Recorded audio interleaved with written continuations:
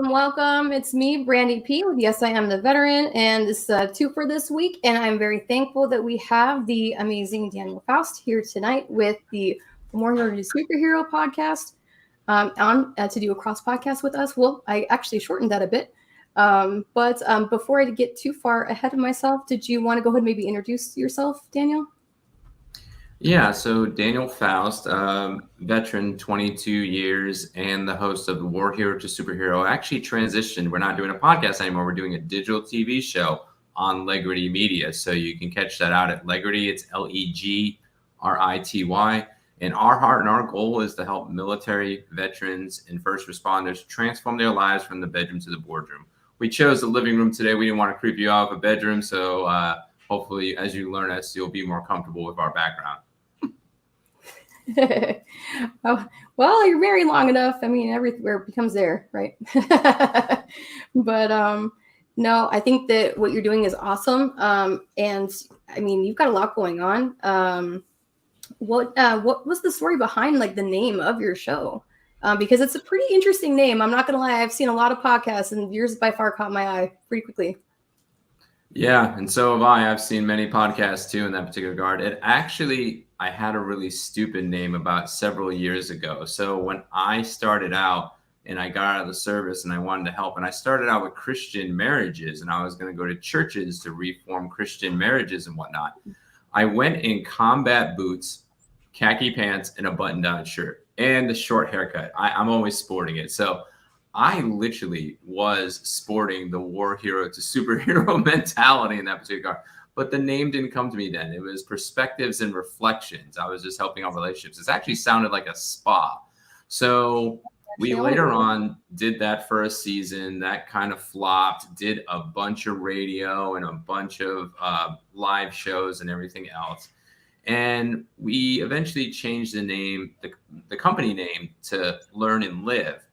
And again, still kind of civilianized in a sense. But when I broke my back in 2017, and also when I saw this law enforcement issue, which I'll get into in a second, I realized I can't just curtail her to just marriages, because everybody was doing that. I've already published a marriage book. There's 87,000 marriage books published as of 2017 on Amazon.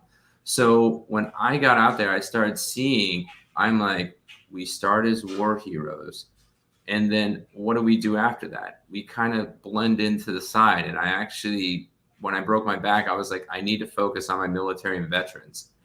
And I started seeing, I'm like, what do I need to transform to also is into that superhero. And we all need to go do that. So that's how the name came together. And then we added first responders when I actually became a impromptu first responder about 3-4 years ago on an accident. Thank the Lord, somebody stepped in afterward, which was a true first responder. And I saw that they are in the war each and every day. We go in when we deploy as military and veterans, but the first responders, the war is everywhere for them.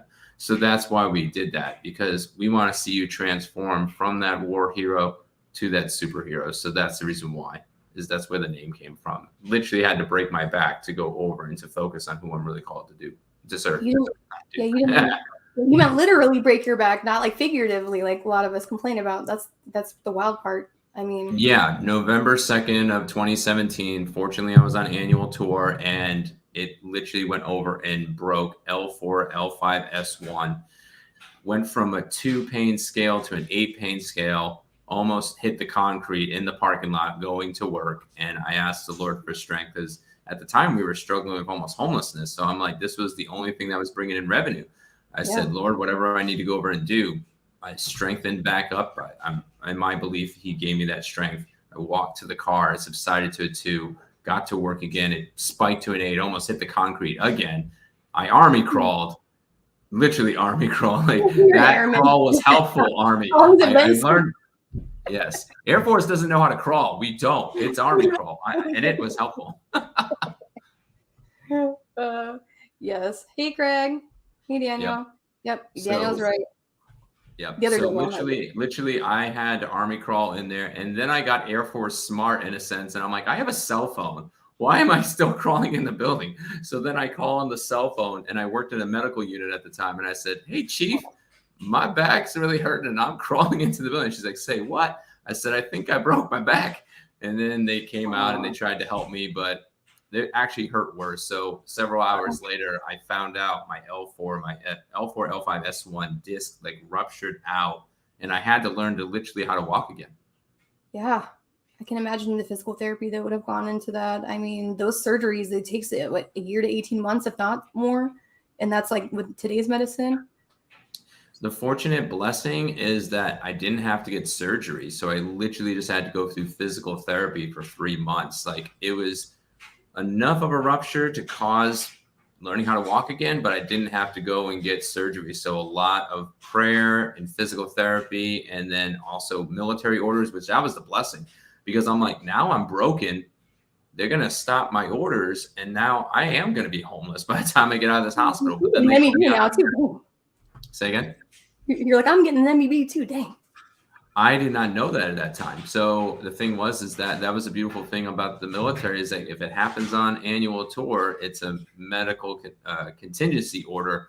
And that subsided me when I was trying to look for work. So I was able to heal and then get back. And that's why I'm like, I need to serve the people I'm called to serve. Even if I go homeless, I'm still going to go serve the people I'm called to serve. So that back injury and meeting that other people helping out with the emergency issue with the first responders, that's what made the name, is those two scenarios.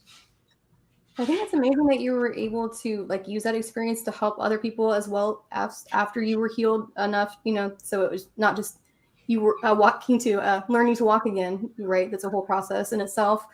I was in a wheelchair, so I very much understand that. When I was air-evac, I literally had to try to walk because I refused to be in my wheelchair anymore because I wanted to go to ALS, Airman Leadership School, as I had made my line number while I was air-evac. So I was literally like bouncing off the walls, literally like trying to like stagger in. So I get what you're saying with the whole do more with less sort of mentality when you're trying to get through everything. Hey, Craig, how are you doing? And then there's another Daniel that's watching tonight too. So try not to be confusing. But so, I mean, getting out of the service, like that itself is a huge strain on marriages. What, in your opinion, as your professional, what would you say causes the most divorces or breakups post-service in your experience?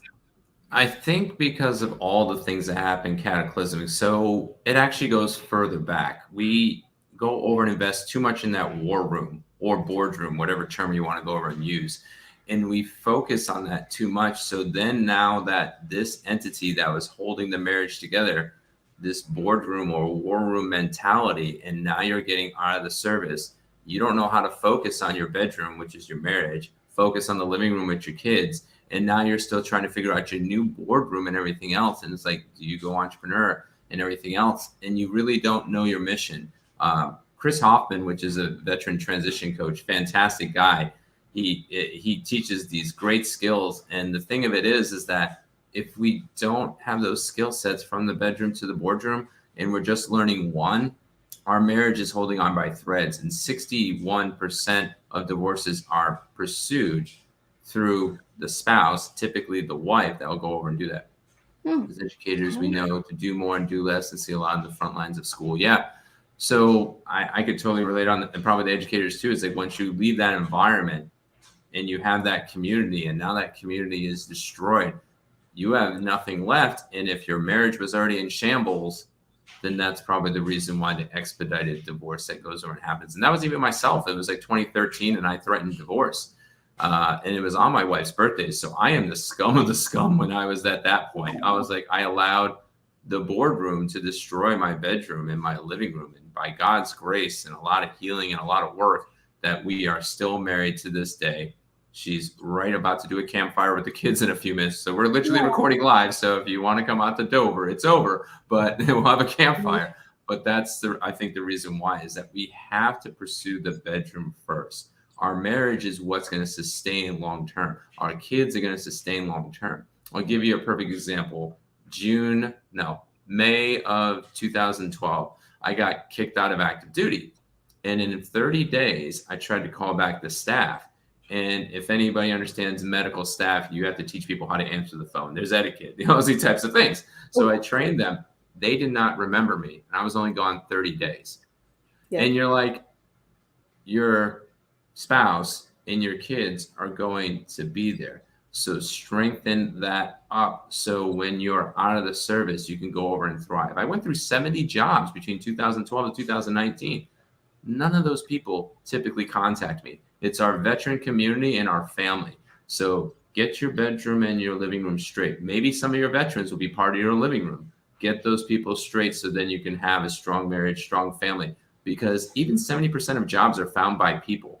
Me and Brandy hooked up by somebody else informally. So how do we go over and bless people and grow? It's get our bedroom, which is our spouse, our living room, our kids, and then if you it can expand that living room a little bit to go over and connect some of the veterans that you really connect well with, that's going to make you go over and thrive. And that's going to keep both things alive. And then the boardroom's going to pour through. Yep, absolutely. Very well said. You couldn't have said it any better. Like, I couldn't have said it any better. Honestly, like for me, when I was in England, I was in the ICU. I almost died due to medical malpractice, and I was gone 6 weeks. I was in the ICU, and by the time I came out, like all my stuff wasn't like just thrown into a box, like I wasn't anything. And for me, like you don't realize it, like we sacrifice so much of ourselves for our job, for that sense of duty, right, or that purpose, and we tend to put the wrong focus on the wrong things. And that's why we have like almost like dog years sort of a correlation for like marriage, like in the service versus outside of it, because there's so much stressors put on. I mean, in my opinion, but I'm not a professional like you. I'm definitely different. But it makes it a challenge. It's kind of hard to deal with when you get out too, because you're used to that command influence, and you do things a certain way, and the knife hand tells you how it's going to be, and when you get out, you really can't. And so you have Jessie here, so she's saying that it's inspiring to hear that you keep driving forward, and I agree. Yeah, and I drive for you guys. That's what I'm here to go over and serve, because I saw myself get destroyed because of that transition. And it's not a transition, it's a transformation, transforming from war hero to superhero. And I want to take this backwards mentality of saying, hey, we do serve our country, and that's what we're supposed to go over and do. But every chance we get, we need to pour into that living room and pour into that living room. The bedroom and the living room, almost confused the rooms. The bedroom and the living room, we need to pour most in there, because it's not going to carry long term. It's going to be one of those things, and you have to prioritize and say, what things are important in that boardroom or war room that is going to pour into that bedroom and that living room. Like the average, I'm a reservist right now, and I'm in art, and the average air reserve technician does 64 hours of work. The thing of it is, we only get paid for 40 hours. I'm all about serving the country, but the thing of it is that if those 24 extra hours every week, if that's not pouring into my bedroom and pouring into my living room, then I have to reevaluate and say, what am I doing this for? Especially if I'm a salaried employee in that particular regard. And as the military, I still want everybody to serve. That is the highest value. But the highest value is going to last legacy-wise is going to be your bedroom and your living room. Absolutely. Thank you. And what would you say are the most common 3 issues that you see in your work with couples? Communication, sex, and connection. Those are the 3 things. I'm going to share 2 questions that every couple should know, every human should go over and know. So I want you to answer these questions and put them in the chat since we're live. So the first question that causes 10% of your successes in your relationship and 10% of your failures is this one question. Are you more outgoing or more reserved? It's a simple question, but it goes over in 10% of the conflicts and 10% of the successes. If me and Brandy are both outgoing, we're both going to resonate. Our energy is going to be the same, and we're going to go over and thrive. If me and Brandy are both reserved, we're going to go over and connect because we're down and we're low key and everything else. And then, but if me and Brandy are exactly opposite, and let's say I'm outgoing and she's reserved, and I just throw all my energy, and she's like, I just want to Netflix and chill. And I'm not talking about the chill part, but you know what I mean? She wants to chill. She literally wants to chill. And me, I just want to watch Netflix, but I want to do it with high energy. I'm going to exhaust her, and we're going to get into conflicts. That's a minor irritation. The second question, which is the 90% of the conflicts that happen in relationships, is, are you more task-oriented or people-oriented? A super quick story on that is, remember us having to mow the lawn if you live in base housing?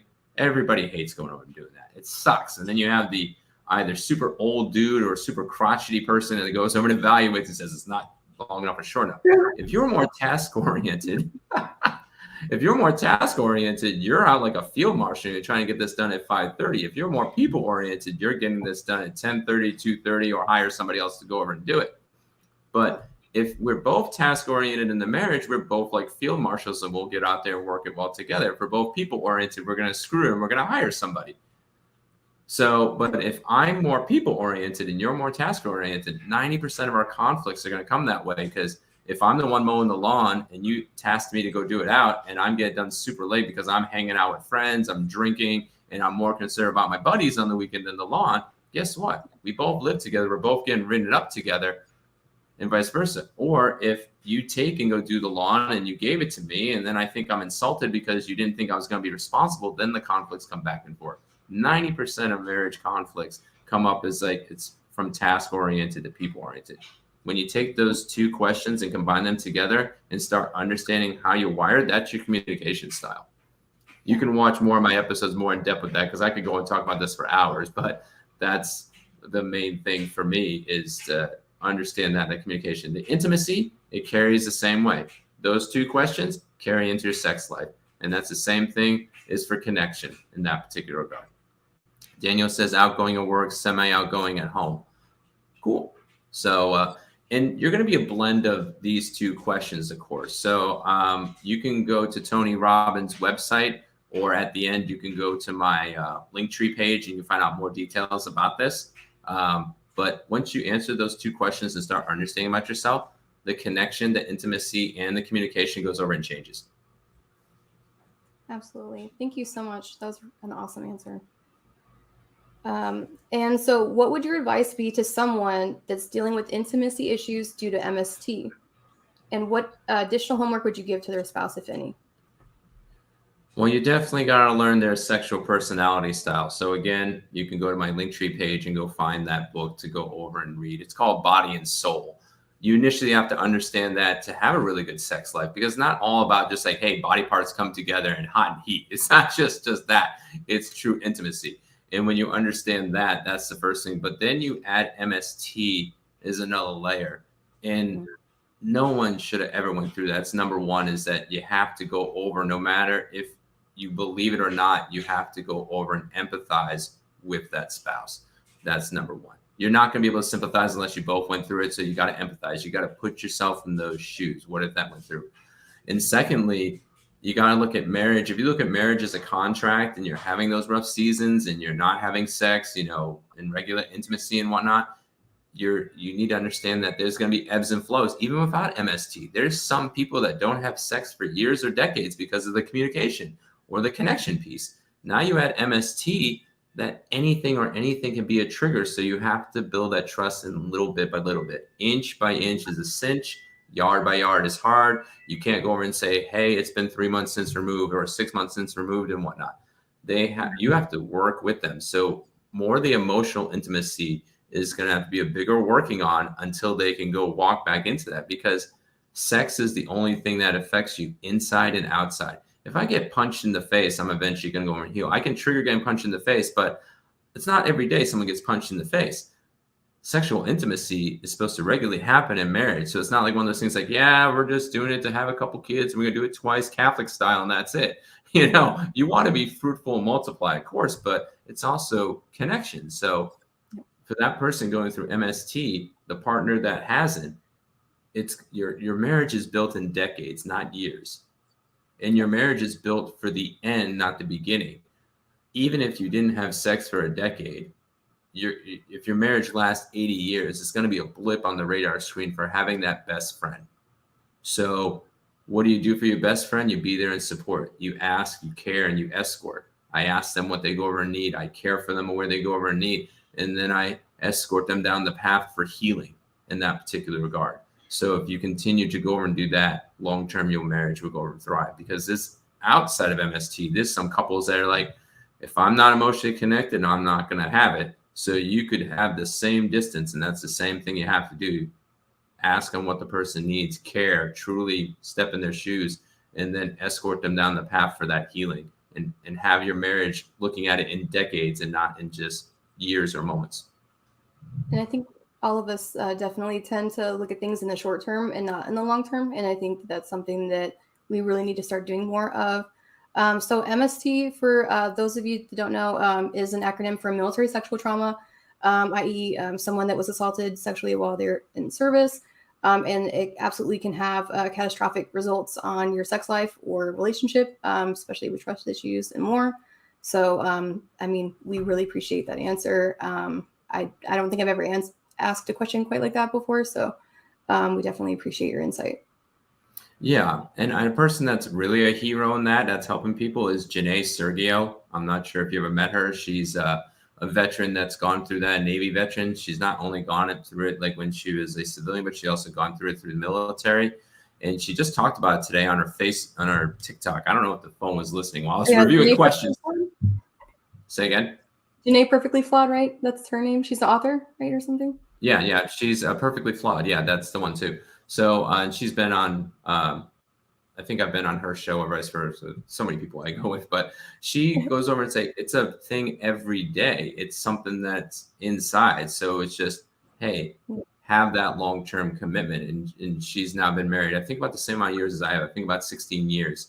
So again, it's having that long-term commitment, not just the, hey, in the moment. We look at marriages and contracts. That's the one thing I think is us as military and first responders. It's like, oh, our enlistments and our marriage are the same way. No, I believe marriages are covenantal, not contractual. They are contractual in the sense of legal sense, but when you look at it from a covenantal contractual relationship, when I'm not bonded and I don't think I'm getting what I'm looking for, then I come from a covenantal belief that for me personally, it's wife, husband, and God, then that's what sustains me together. And when I'm not looking at God, the contract can remind me of the consequences, short-term and long-term, when I'm in, so then I can come back to my spirit and my spouse and go over and connect together.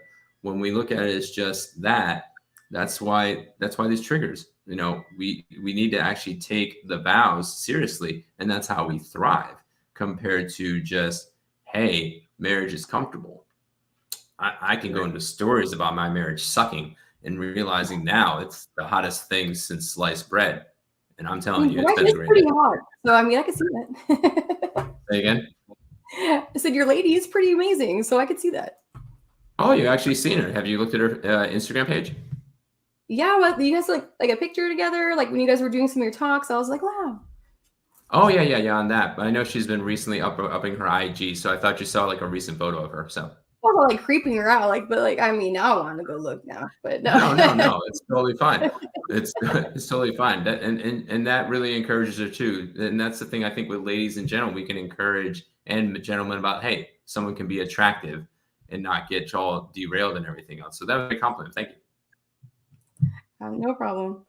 I like to support and empower women wherever I go. So I'm the first person I'll be like, oh, you look amazing in that dress, or is that your hair? Those extensions? You look awesome. It's honestly, you really should throw that around like what Mike's Red Hot goes in everything. I'm not going to get extensions, just by the way. I'm not going to do that. Well, it's the hair clip. I was running late. No, I'm talking about me. I'm not getting extensions. Right. So old habits die hard, right? That high and tight a little bit. Oh, yeah. I'm going to probably do it until I'm 90. Yep. Mm-hmm. Nice. Well, you'll be one dapper grandpa then. Yes, dapper grandpa. As long as I don't get the dad bod. I don't want the dad bod. There's nothing wrong with being a hot mom either, though. So, I mean, you could be a hot dad or hot mom. You could be awesome anyway. So, what are some, is a marriage or partnership salvageable after a prolonged dry spell? So, what would be contributing factors that many would overlook? I think one of the factors is, again, you focus too much in an area. So here's the typical what happens with most military that I've seen, and even civilian, it's very similar. You go from face to face. I don't think he could handle extensions. I would do it if I got enough views just to go over and to help warrior or superhero out. But that's a different story, different time.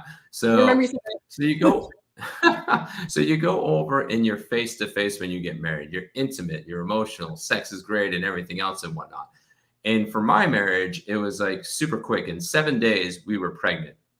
And yes, I Oh say wow. we are pregnant. It's not like I was like a seahorse and had the baby, but you know what I'm Okay. saying. And so we go over, and then you have the kid within like a 9 to 10 month period for us, and then you become shoulder to shoulder. It's like working together on some things and whatnot, but truly not. Once then the kid's born and you go back to work, then you go back to back. But the thing of it is that we should be regularly getting back shoulder to shoulder, sharing tasks together and everything else, and still intimately connecting. And what Mhm. happens is that dry spell happens is when we're back to back. And for depending on the marriage, if you go over and believe it's only two, you're gonna go over and go like this. And then eventually when you turn around, you're gonna look at this and like, who the hell are you? And then you don't know who that person is. Yep. And the thing of it is that it's never too late in that particular regard, because guess what? You walked backwards unconsciously most of the time. You don't realize you do it small little steps. It's like, I'm going to get caught up in work and then go start working nights. And then this is important. And I need to go make more money to go over and get the next promotion and everything else. And then the other person does the same thing. Let's say it's dual income families and whatnot. And you're just passing ships in the night. And then you say something off in a quippy, and then it goes, and then the hurt happens, and then the hurt hangups, and you don't regularly connect to rework out that stuff. Well, even if you're this distant, there's a way to work out that stuff. And it's first off, understanding yourself, like we talked about earlier about understanding the personality style. And secondly, then learning to empathize and put yourself in their shoes and then start relating to them. Yeah. And for me personally, I believe that Jesus helps me in that to go look at my wife just like Christ loves the church. And specifically that means is like I'm loving them like this is the person, this is the who I'm supposed to be with for life. So I go over and I'm like, when I'm connecting, if I look at them in the way that God looks at me, then I'm able to then connect with them. So we talk about that in War Hero Super, how to do it practically and track and tactfully and everything else. But it's a little bit at a time. But again, if you think the marriage is built in until I'm uncomfortable, contractual, you don't meet these requirements. Oh, you had a pregnancy, or you don't look as good, or you're not treating me as well, or doing this, and I just go on this checkbox. Oh, 5 check boxes, you're not meeting anymore. Here's the contract. Go. Then you won't be able to salvage it. If you don't look at it as covenantal, something that's going to be long lasting, and it's supposed to be a representation of what God wants to be restored. My personal opinion is that a dry spell will eventually become, you'll stay together contractually, but you won't be intimately connected. So dry spells can be healed, but you have to look at the marriage differently other than just the standard typical. If we look at the standard typical, and divorces are not as rampant as much as to be. That'll be my last part of the question. Divorces never got up to 50%. Never. There's actually a book called through Shantae Feldman. I wish I could remember the name of the book. It's in my book, but she goes over and does a longitudinal study. And back in 1981, they said, hey, based on this focus group and what we're seeing, divorce rate got to 41%. If this trend continues, it will get to 50%. People basically took that speculation, made it a fact, and kept tying it over and over and over again. Shantae Feltman then went over and looked at it from a Christian perspective too. It's like, how is the Christians and non-Christians at the same exact divorce? We have access to God and all these blessings, and we're at the same. They're like, well, there's no point. I'm like, when you look at it logically. So she started to go look at that and found out 40 years of smut in the sense of, hey, I'm going to take this speculation and just tie it as fact. And then she did her own independent study, funded it and everything, and found out non-Christian divorces, 25 to 45% max, depending on market, places, different situations, socioeconomic income. Christians were 15 to 35%. So we believed this lie for the past 30 years and never even got to that point in that particular regard. So divorce is not as rampant either in that particular regard. So even when you think you're going through trials and you see all your friends getting divorces, it's like the RV. If you like RVs, you're going to see them everywhere. If you're thinking divorce, you're going to see them everywhere. If you're looking for great marriages, once you start looking, they're there. Yep. Thanks. That's like a great answer. I mean, I didn't know that about marriage statistics. Did she study military marriages also? Because I know, like, most people I knew were like the third marriage by 25.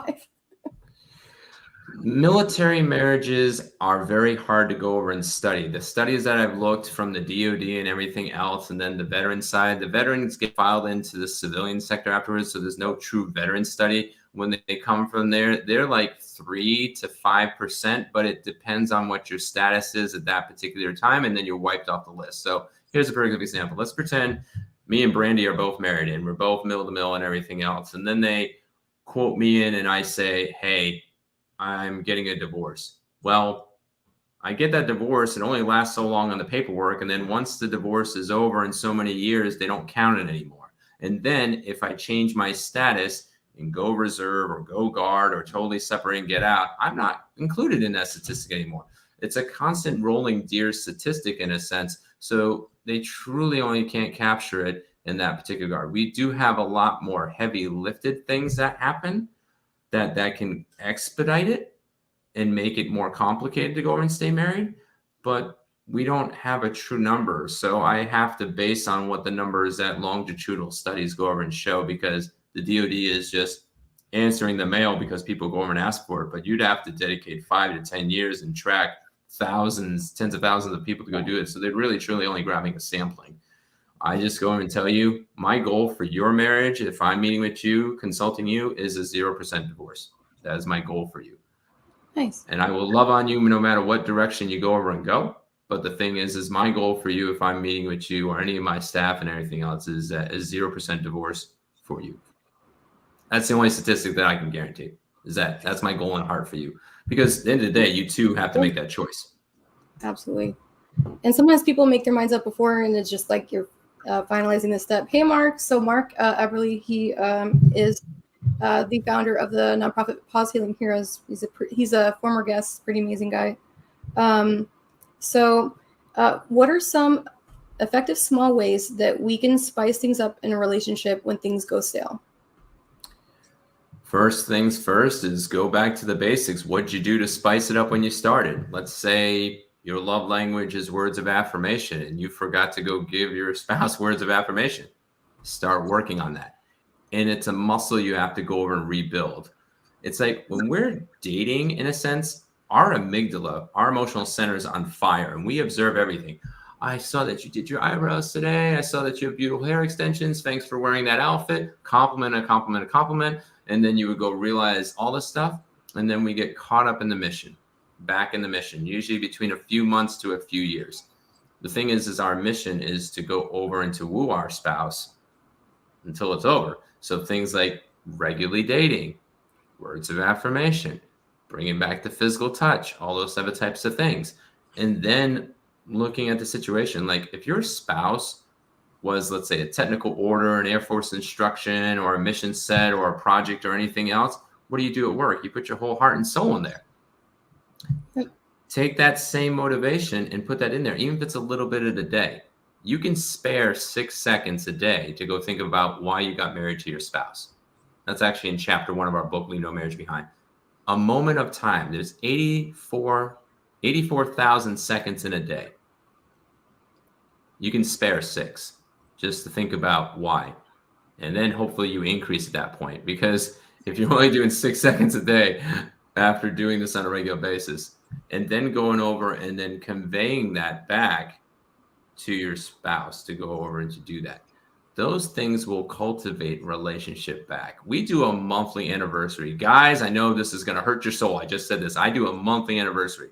I'm at 190 months at October 18th. So that's basically 15 years and 10 months. So I'm a numbers person. I really am. And I do this every single month without fail in some capacity. I'm not saying you have to go broke. Ladies can do this too. I know no guys more resonate with this when I say these numbers, so I'm just saying this. So Yeah, but you do that on a regular basis instead of the yearly thing. You could forget the yearly anniversary if you're regularly dating, wooing your spouse. Same thing for the ladies. You can regularly forget the guy's football game or whatever is important to him if you were regularly connected with him and said, like, hey, once a month on a Saturday night, I'm going to watch a football game with him and I'm going to sit shoulder to shoulder if that's his thing. if he likes playing Minecraft or whatever, shoulder to shoulder is sexy. Here's a thing for the what would make women hot to men in the sense of gaming. Guys like a lot of gaming and that type of stuff. Imagine going over and playing the awesome game shoulder to shoulder with your spouse. They learn about it. And then if the game has a pause point or whatever, then you do a makeout session. I used to do that with Kingdom Hearts. Yeah. Every time there was like a save point, I'd have a makeout session with my wife. She started liking the story and liking the game at the same time. Nice. Yeah. Like I would have probably, I'm not going to answer that. But anyways, reciprocate, ladies. That's all I have to say about that. So let's transition on over. I'm already dressed as a slutty Captain America. I'm not going to help myself out. So, I chose this costume today. No one to blame but myself. But so let's go ahead and switch over to more like purpose after the military. So what are the biggest things we do to self-sabotage ourselves from a career standpoint after we get out? The biggest thing I think is that we get caught up in the mission in the moment of when we're in the service or the force, that becomes our lives and it can get taken away. For me, it was a cross train. For you, it was an injury. For other people, maybe it was they're out of the service because they got exhausted or whatnot. And we don't prepare ourselves for legacy for then on forward. So when we lose purpose and we lose mission and we lose focus, a lot of our veterans can go over and struggle because, hey, I don't have a purpose. I don't have a sense of belonging. I'm just doing this to go over and survive. So now what's the next step? You could take the next step to make a permanent solution to temporary problems. So one of the biggest things is that TAPS goes over and prepares you, but you need to make your own TAPS program yourself. You start looking at like, hey, once you go over and know it's starting to get over, you need to start doing that self-reflection, figuring out about yourself, what's your communication style, what's your likes and desires, what passions do you have? Maybe you need a coach to go and help you learn your kazon. Kazon is a Hebrew word for dream and destiny. And going over and doing that homework, so then you go prepare for that. Because you can go get the awesome job and say, hey, if I have an MOS in comm or an AFSC in comm, hey, if I have the right certs, I can get an awesome job. But they've done it statistically. Once you get to about $60,000 to $100,000, most people don't care about the money at that point, because if they're not passionate about what they're going over and doing and not connecting, and especially more guys than girls, it's just been proven statistically that guys really thrive. They need that boardroom time. They need to find that mission set. So no matter where you're at, you go over and you start doing that self-reflective homework to go find that out, then you're more likely going to go over and thrive. I don't want you to wait until you break. We have so many great veterans that went over and broke already and now are like Chris Hoffman and myself and Brandy and everybody else. Don't wait to go over and to break. Start doing the homework now. And don't just get caught into the survival mode. So go over and connect with somebody and say, hey, I need to understand how I communicate. I need to understand my passions. I need to understand my gifts. I need to understand my talents. Maybe I need to look through my past hurts and figure out how my past hurts can help out future people, and start doing that now. So you don't just live and learn, you learn and live. Because we don't want you to burn yourself on the stove. We don't want you to go through these traumas. We don't want you to go do what we've already did. I went through 2 million jobs, looking through, interviewing, applying, 70 jobs in 12 years, broke my back, almost went through divorce, almost homeless 4 times. I don't want you to go do it with me and say, hey, brother, we relate, or sister, we relate. I don't want any brother or sister to go over and sympathize with me. Yeah. I want you to empathize with me, but I never want you to sympathize with me. I've been almost hit by a bus. I don't want people to go over and sympathize with me. I had one guy that did. It's kind of crazy. Oh, no. We had 5. I was almost hit by an F-16 with an ambulance. I want people to sympathize with that because the tower cleared me, to be fair. Well, that's the one thing. That's the one thing that's the difference. Let me explain that from a mental health perspective and from an actual definition, because most people get this wrong. Sympathize means I've been through a similar situation. So if me and you have both been hit by an F-16 or an aircraft, I can similarly relate. That's what the people get confused about. Empathy is putting on the shoes and saying, I can imagine you out on the flight line. I could see what the horror that you went through. I could go over and imagine the pain, the scarring, and that. I'm now emotionally relating you. Empathize is to emotionally relate. Sympathy is the simile going through. There's only one dude that I know that's been hit as many cars as I have as a teen and almost a bus. We both could similarly relate. But I'd rather have you empathize. I'd rather have you never have gone through that in that particular regard. So I always want you to empathize because that's emotion that you can practice. I don't want to have you to go through and say, hey, brother, I went through 80 jobs. I'm like, dude, I don't want to similarly relate to you. I broke my back 3 times. Dude, no, compete with me. I don't want you to win. Like, is this like what kind of twisted game are we playing here? I've met some people that actually do the one-upmanship. Those are, yeah, like you go over, and I had a guy on active duty. He was like one-upping me the entire time, and then he told me, he's like, after he's like, no, I only have 3 kids. Really? You were trying to beat me on how many kids I had? That was a goal in his mind. He's like, I bet I have to have the most children.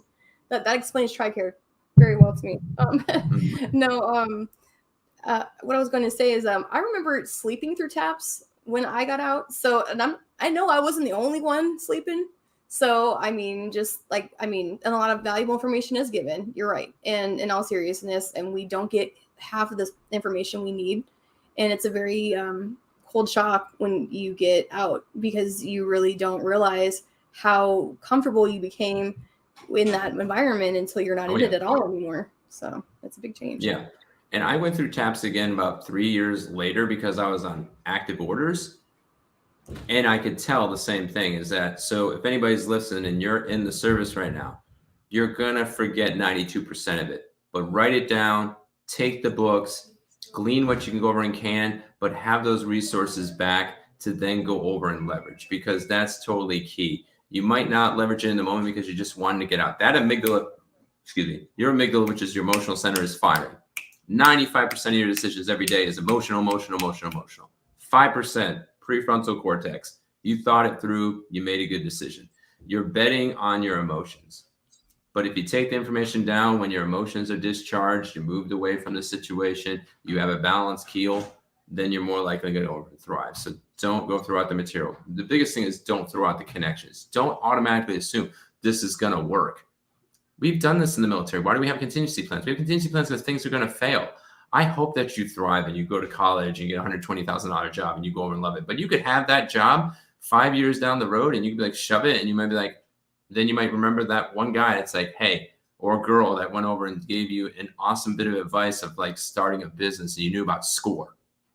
Yep. There's mentors for businesses that are people that 5, 6, 7, 8, 9 figures that will mentor you. And you never thought of a business, but 5, 7 years from now, you left that job and you're like, that thing I was thinking about 7 years ago, that invention, that idea and whatnot, I want to go do that. Where do I start? Go back to your TAPS paperwork. Go over and leverage that. That card or anything else will have information is powerful, because the internet's huge.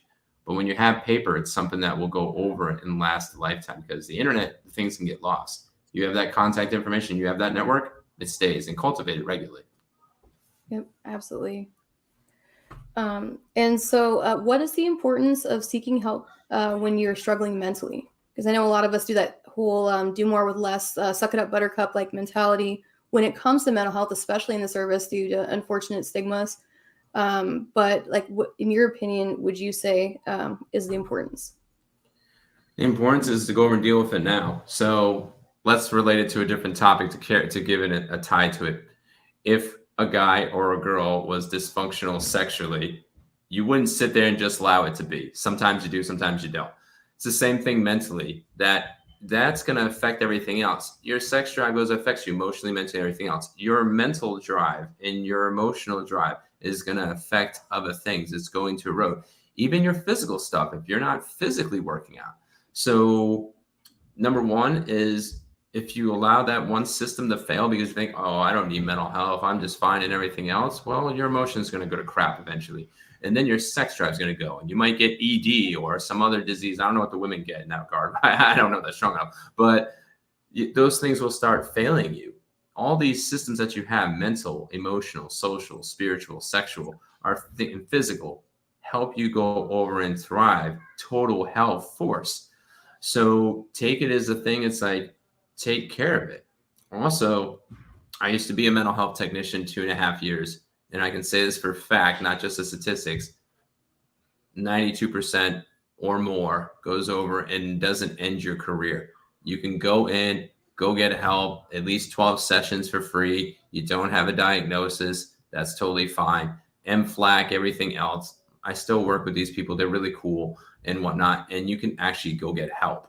And the thing of it is it has to be something that lasts long-winded. Like, hey, if you're in a job that doesn't deploy, for example, like my reserve job, they're going to still let you go as long as you are fit to do the job. You don't want to be waiting until you're unfit to do the job, and then it goes past 180, 365 days, and they can't determine. And every case gets evaluated line by line. They're concerned about, yes, the deployment, the war front, and everything else, but your life is more than that. You're going to be in the military 5, 10, 20, 30, maybe 40 years max if you're like a general. So you go until 50, 60. If you live until 105 and you're struggling that much, it's going to affect the rest and it's going to affect everything else. So go get the help, go get the counseling, go to a chaplain. Chaplains, 100% confidentiality. They can't tell you nothing. I was going to pursue that. I studied it for 10 years. Just whatever it is, go over and get that help because we want you to thrive. We don't want you to be the 22 if you're a first responder, the 35. Those mental things will affect other systems. And if it's an aircraft, you don't go and allow just the part to go over and to go like, yeah, it's okay. They'll leave it off for short term, this times and moments. But you're not going to go over and say, hey, inertial navigation system, flight directional system, radar. That's a minor thing. I'm just going to let it go. You're gonna get it fixed. The same thing with your car. You'll let it go for a certain amount of time, but if you let that part go too long, other parts get affected. So it's the same thing in the body. Take care of the body as best as you can. Go over and do that. Hey, Brian Gibson, awesome, love him. Hey, brother. So yeah, do those regular checks. And a lot of the cool times is there's so many different ways. There's text, there's video, there's in person. You don't even have to know that you're in person. Nobody keeps records on the MFLAC side. Nobody keeps records on the chaplain side. If you're in the VA, go over and leverage it, or even contact a brother, to go over and do that, or a sister, connect to Brian, connect to Brandy, connect to us, go over and get yourself there because we want you to thrive.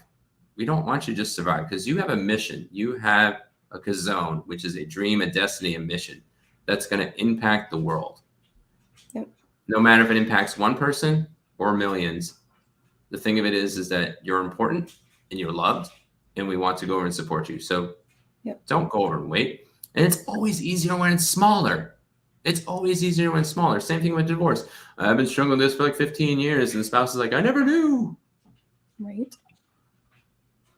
It might be hard to go over and speak it. Write it down. Maybe you write a song about it. Maybe you go over and do a TikTok about it. Something, just work through whatever it is, because then when you're free, you're awesome and you're not wearing pink fuzzy handcuffs. Don't wear pink fuzzy handcuffs. If that's your thing with pink fuzzy handcuffs in the bedroom, totally fine. But mentally, take the pink fuzzy handcuffs off. They just destroy you. And it looks really stupid too when you're wearing pink fuzzy handcuffs mentally. It's just like, oh, what am I wearing? Just awkwardly driving to work. Yeah, and we awkwardly put ourselves in those places sometimes because we think we just need to shove it off, or we need to compartmentalize, or we need to man up or woman up or military up and everything else. Yep. Those services, military, veteran, first responder, are there because we want you to thrive. We want you to have a long legacy. And when your life is over, in the sense of just like sleep death, which would be awesome, but it doesn't happen for everybody, that you can go over and know that you left a legacy behind. Yep, absolutely. And so tell us something that you have in the works and how to find it. Yeah, so right now we just launched about a week ago the Leave No Marriage Behind Masterclass, which is on mastermind.com. And if you don't have to remember a bunch of links, just go find our link tree. All right, if you go to linktree/warhero to superhero, everything we go over and do, because we know nobody writes anything down anymore. And if you do, you're my brother or sister, because I don't think people know how to write anymore. But if you can go to that linktree/warhero to superhero page and find our master course. We've taken our book, Leave No Marriage Behind, and brought video and content and swipe files and everything else. You even get consultations. For right now, you get 2 consultations with me built into the program, and it's 80% off right now. We normally charge $497, but for the launch of the course until the 15th, it is only $97. So, because we want you to go over and thrive. So, all the things we talked about intimacy, and we talked about communication and how to create a legacy and to go over and go through conflict and conflict resolution, we do all these virtual master classes for each of those sections. And then you can connect with us to go over and to make application, because we know the military first responders and veterans are more tactile. So we give tactile strategies to go over and do that. And then we can contextualize it in those consultations. And it's www.linktree.com, correct? So you go to Linktree/War Hero to Superhero. Let me see if I have it so I can quickly copy it for you. Yeah, I can't go through it. Yeah, no, I can copy it. I just want to make sure I have it correct, so that way anyone who wants to check it out can. Yeah, if you just go to my Instagram, you guys can find it there. It's actually built to my Instagram. I think it's built into my Facebook. If nothing else, if you're on social, just DM me.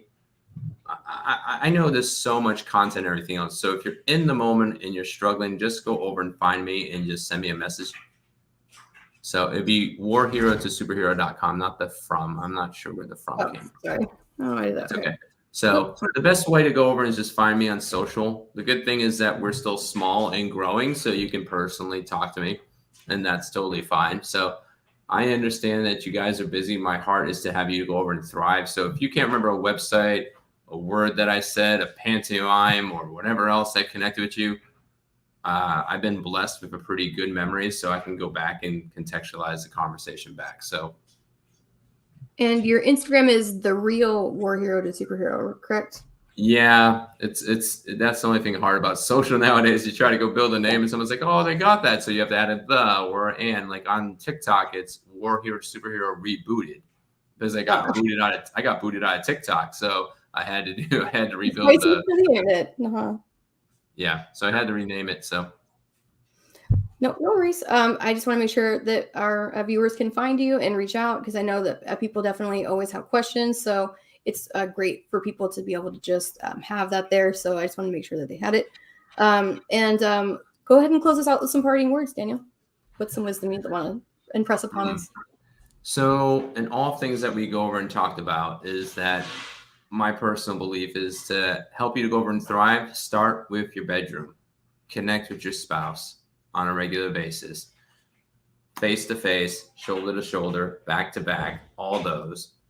And even if you're parted ways, you can turn around and you can walk back. So don't think that your marriage is over. Don't think that your relationship is over, that you can go over and thrive. Again, there's extreme things, but the majority of the time, it's that connection and that intimacy. And if you keep taking one step forward, even if your spouse is not, over time, you can go over and thrive. So we're here to go over and support you. We encourage you to get to your giftings. We want you to thrive from bedroom to boardroom. So where we can help and serve. Much appreciated. Awesome. Thank you so much. I really, really appreciate you coming on. I know our viewers definitely appreciate the knowledge that you've dropped tonight. And if anyone wants to check out Daniel's page, definitely I very much recommend it. He's got tons of helpful information on all his different platforms that he's given tonight. If anyone has any questions on how to get a hold of him, please reach out to me if you're not able to find his information at all, and I'd be happy to link you guys up. But absolutely, thank you so much for coming on. Next week, we will have Sienna Lee on. She will be speaking in regards to the Camp Lejeune water contamination cases, as we will be having Erin Brockovich. She's going to be coming on our show in the future as well. She very much works with her. So it's pretty interesting, the partnership they have, and how us as veterans, we always link together in weird ways. And she was a former guest of ours about a totally different topic. So I think this is pretty amazing that she gets that opportunity as well. But absolutely what Daniel said. I mean, if you need help, reach out. Reach out to any of us. We're always happy to hear you. And, I'm happy to get people to where they need to go. I'm not going to play closet therapist, because, again, that's not my realm. But at the end of the day, we want to make sure that our brothers and sisters are being taken care of, because at the end of the day, 22 is not 22. It's probably far more. And we really need to take better care of each other and have each other sick a lot more. And I definitely very much appreciate you giving some information to probably veterans that have never heard the answers, or they're maybe embarrassed to ask. So I think that it's really insightful. So if anyone has any specific questions and you maybe are embarrassed to ask or drop it in the chat, please let us know. And like I said, we'll be happy to go ahead and get that to Daniel and link you guys up privately if that's something that's more comfortable for you. And he can take care of it from there. But we just launched our YouTube channel, so give it a follow if you guys are interested. I'm excited. I'm finally getting there. But and we also have our Instagram as well as our Facebook, and we can reach on all of those platforms as well. But have a good rest of the night. Be good. Be get out of it. Bye. Awesome.